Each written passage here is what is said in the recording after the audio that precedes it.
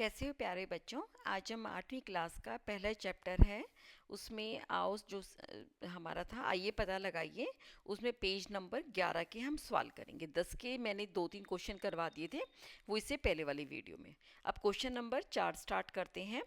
Question number 4 क्या बोलता है? 444 वर्ग मीटर क्षेत्रफल वाले वर्ग की भुजा की लंबाई ज्ञात कीजिए। तो आपको पता होगा, जब भी एक वर्ग होता है, जैसे एक वर्ग है, इसका क्षेत्रफल कितना होता है? भुजा गुना भुजा, यानी जो इसका क्षेत्रफल है एक पूर्ण वर्ग आता है, और उसको इसका अगर हम वर्गमूल ले लें तो हमें भुजा पता चल जाती है। तो इसी से हम निकालेंगे सवाल को। हम चौथे वाले को स्टार्ट करते हैं आज का।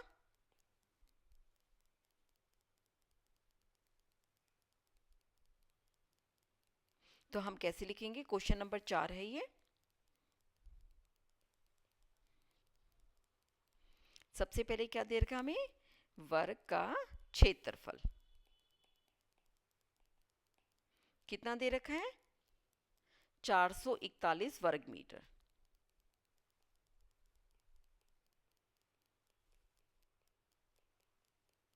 और हमें पता क्या करना है इसका?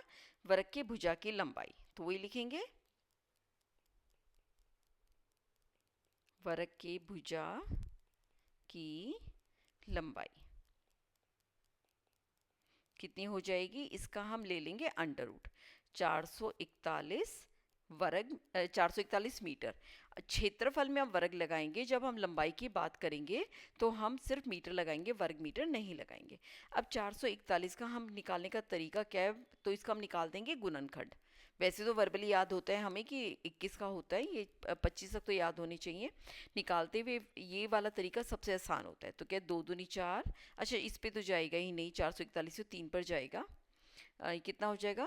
3 एकम 3, और 3 चौके 12, 3 सत्ते 21, फिर 3 से जा रहा है, कितना हो जाएगा?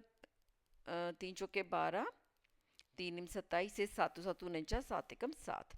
तो हमारा जो इसका जो वर्गमूल बनेगा वो क्या बनेगा? इसके अंदर हमने इसकी गुणनखंड बनानी है, 3 गुना 3 गुना 7 गुना 7।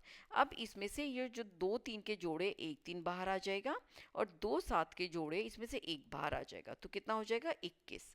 तो हम क्या लिखेंगे उत्तर में?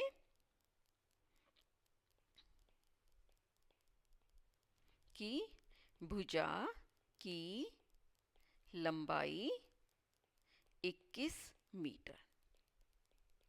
ठीक है, समझ गए? आप ऐसे करके दिखाओगे। ये आपका चौथा क्वेश्चन हो गया। अब हम करते हैं पांचवा। वह छोटी से छोटी वर्ग संख्या ज्ञात कीजिए जो 4 9 और 10 से विभाजित होती है। क्या मतलब? ऐसी संख्या जो 4 से विभाजित हो जाए, 9 से भी हो और वो 10 से भी हो। मान लो सिर्फ 10 ले लेते तो 9 और 4 से विभाजित नहीं होगी। 12 ले लेते 4 से विभाजित हो जाएगी, 9 से नहीं होगी। अगर हम 18 ले लेते 9 से विभाजित तो 10 से नहीं होगी। 10 ले लेते 20 ले लेते 10 से हो जाएगी और 4 से हो जाएगी, लेकिन 9 से नहीं होगी। तो इनका निकालने का तरीका क्या होता है कि ये किसको विभाजित कर पाएंगी? तो हम इन चार तीनों का लघुत्तम समापवर्तक लेते हैं। तो इसका हम लेंगे एलसीएम, यानी लघुत्तम समापवर्तक। तो यहाँ पे लेंगे हम लघुत्तम।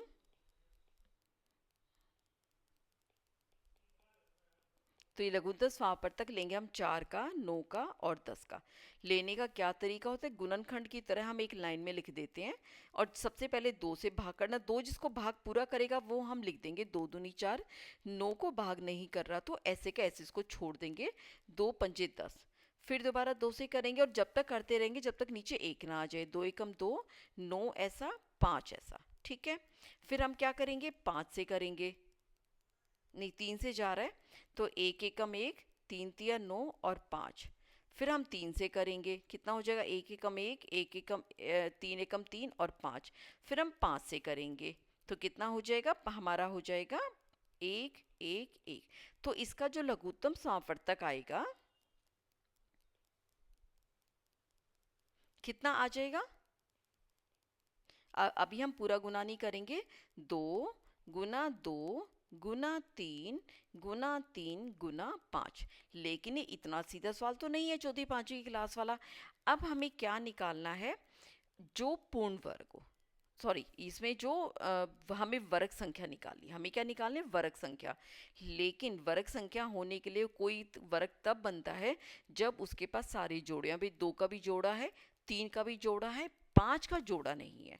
तो हमारा वर्ग संख्या क्या बनेगी, तो हम यहाँ क्या लिखेंगे, 2 3 और सॉरी 2 4 और 10, पैसे ऊपर रह जाता है ना,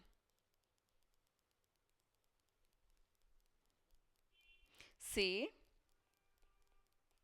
विभाजित होने वाली,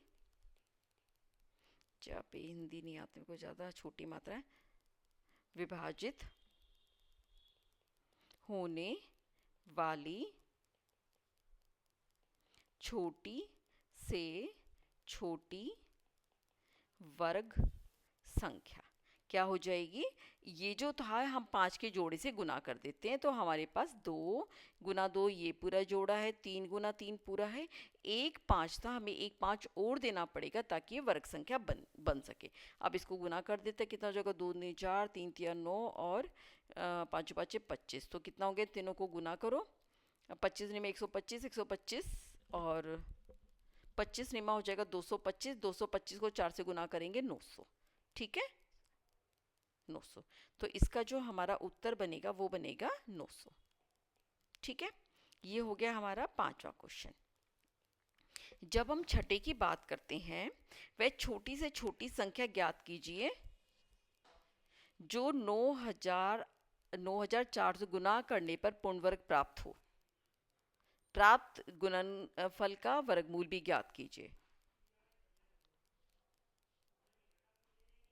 इसमें भी क्या करना है हमें, छोटी से छोटी संख्या जो इससे गुना करने पर हमें वर्गमूल प्राप्त हो जाए। तो पहले हम इसको गुणनखंड प्राप्त करके देखेंगे कि कितना उसकी गुना करने की कमी बची हुई है। जितने इसके जोड़े नहीं बन पाएंगे उतने से हम उसको गुना कर देंगे।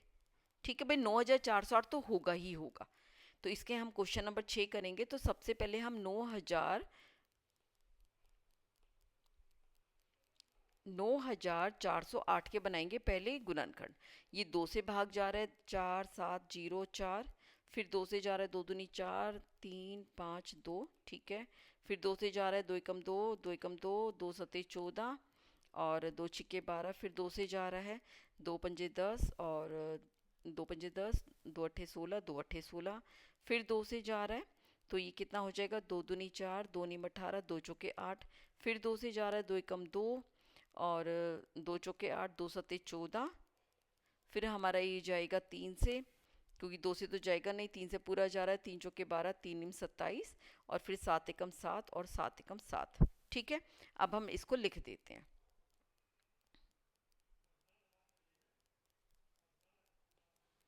ठीक है, हमारा जो 9408 ये क्या बना, 1 2 3 4 5 6, 6 तो हमारे 2 हैं, 1 2 3 4 5 6, एक 3 है, एक 7 है। ठीक है, हमें ऐसी वर्ग बनाना है जो 9408 के साथ हम क्या गुना करें, पूर्ण वर्ग बन जाए। अगर हम इसके साथ देखो, 2 के तो पूरे जोड़े हैं, इस 2 का भी पूरा जोड़ा है, इस 2 का भी पूरा जोड़ा है, इस 7 का भी जोड़ा है। इसके अंदर अगर हम 3 अकेला बचा हुआ है, अगर हम इसको 3 से गुना कर दें तो ये एक पूर्ण वर्ग बन जाएगा। तो हम क्या करेंगे, इसको कर देंगे 3 से गुना। तो हम क्या करेंगे, 9408 हमें दोनों तरफ 3 करके दिखाना पड़ेगा। तो ये हो जाएगा 2 गुना 2, 2 गुना 2, 2 गुना 2, 3 गुना 3, 7 गुना 7। अब उत्तर में क्या पूछ रहा था, ये छोटी संख्या ज्ञात करो। तो हम यही उत्तर लिखेंगे और हमें उसका गुणनफल का वर्गमूल भी निकालना है। ठीक है, तो हम उत्तर में लिख देंगे 9008 को 3 से गुना करने पर पूर्ण वर्ग प्राप्त होगा।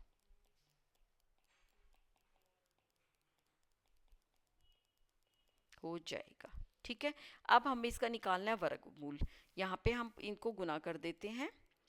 कितना हो जाएगा, 9408 गुना 3। इसका जब वर्गमूल लेंगे तो एक ही जोड़ा लेते चले जाएंगे, 2, इसमें से एक लेंगे 1, फिर 2 के अगले जोड़े में से 1 2 ले लेंगे, फिर इसके अगले जोड़े में से 3 ले लेंगे, इसके एक में से 7 ले लेंगे, और इसको हम यहाँ गुना करके लिख देते हैं, 8 तिया 24 और 4 ती 12, 27 और 1 28। ये तो ये संख्या बन गई, और इसका 2 दूनी 4, 4 2 दूनी 4, 4 दूनी 8, और ये हो जाएगा हमारा 7 21, 21 अठे 168। ठीक है, तो हमारा उत्तर में हो जाएगा 168। ठीक है, ये हो गया क्वेश्चन नंबर 6। जब हम 7 करते हैं, 7 में आप देखिए निम्नलिखित संख्याओं के वर्ग के बीच में कितनी संख्याएं हैं। ठीक है, इसमें आप चीज़ देखो, अगर मैं आपको एक ट्रिक दिखाती हूँ जो मैंने पहले शायद बताई थी, कि जैसे 2 का वर्ग और हम 3 का वर्ग लेते हैं।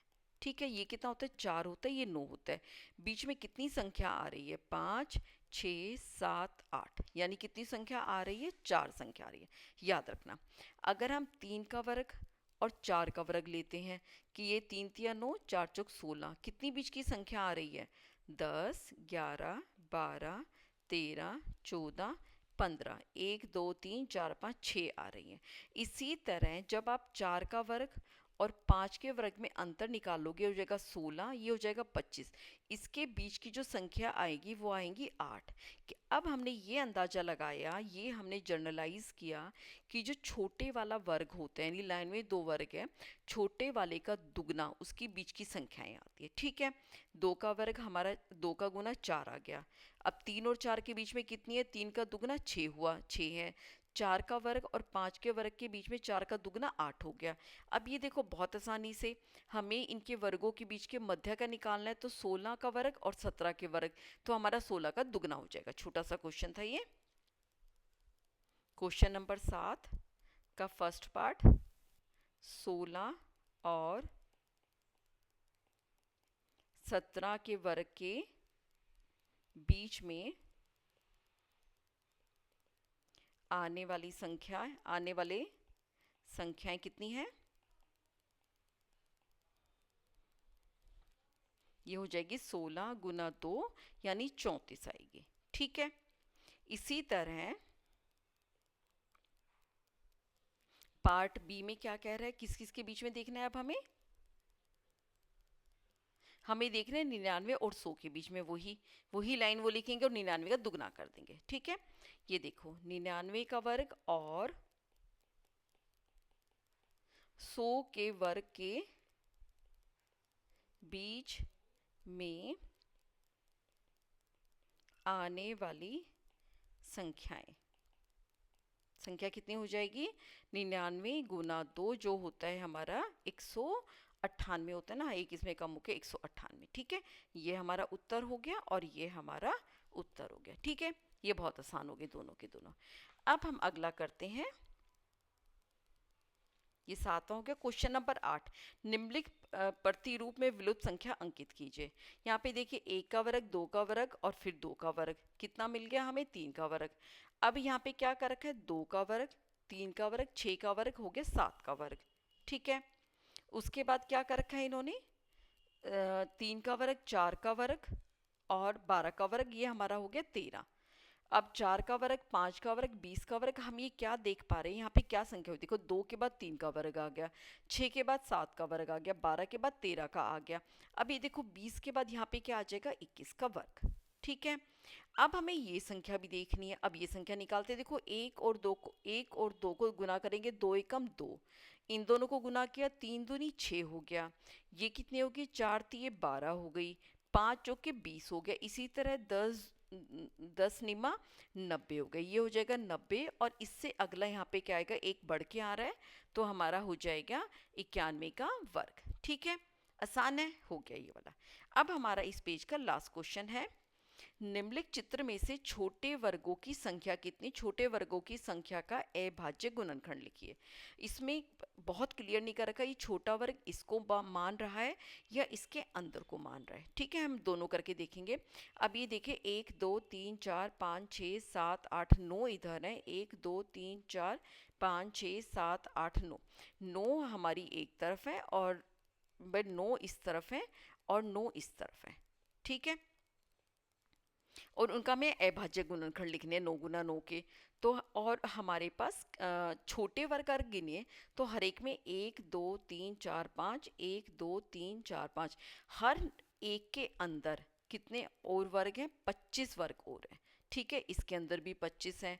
तो अगर हमें इन छोटों की बात कर रहे हैं तो हमारे पास कुल मिला के 9 गुना 9 21, तो हमारे पास ये 81 ये वाले वर्ग आ रहे हैं और हर 81 के अंदर 25 ये हैं। ठीक है, तो हम दोनों का करके निकाल देते हैं।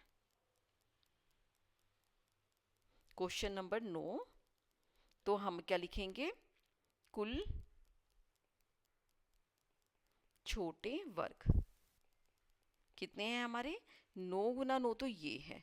ठीक है, इसको छोटे ने हम सिर्फ कुल वर्ग लिख देते हैं।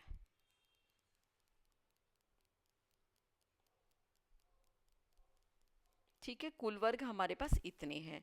तो अगर सिर्फ उनकी बड़े जो हमारे इनकी बात कर रहा है इस वालों की, तो हमारे पास ये 9 गुना 9 ही है। लेकिन और छोटे वर्ग की बात कर रहे हैं तो आपको ये लाइन लिखनी होगी। आप एक बार अपने क्लास टीचर से कंफर्म कर लेना। तो अगर हम उसकी बात करें तो कुल छोटे वर्ग हमारे पास कितने बनेंगे? वो बनेंगे हमारे 9 गुना तो 9 है ही, हर एक में 25 और है। ठीक है, अब हम इनका निकाल देते गुणनखंड। अब ये देखो, 9 ने 81 गुना 85, इनका जब हम निकाल लेंगे गुणनखंड, देखो 81 का निकाल रहे कितना आ रहा है? 3 से जा रहा है, कितना हो गया? 27, 3 3 3 निम 27, 3 तिया 9, 3 एकम 3। तो ये हमारा इसका हो जाएगा 3 गुना 3 गुना 3 गुना 3।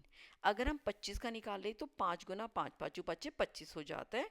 तो हमारे पास सिर्फ उसने पूछा था सबसे जो कुल वर्ग हैं उनके अभाज्य गुणनखंड निकालिए। अगर उन छोटों को मान रहे हैं तो हम ये उत्तर देंगे, और अगर हम वैसे मान रहे हैं तो हमारा यहाँ तक रह जाएगा। ठीक है, ये इसका उत्तर है। ये हमारे क्वेश्चन नंबर 9 तक कंप्लीट हो गए। तो इसमें अभाज्य गुणनखंड लिखना था। इसके बाद क्या आएगा हमारा?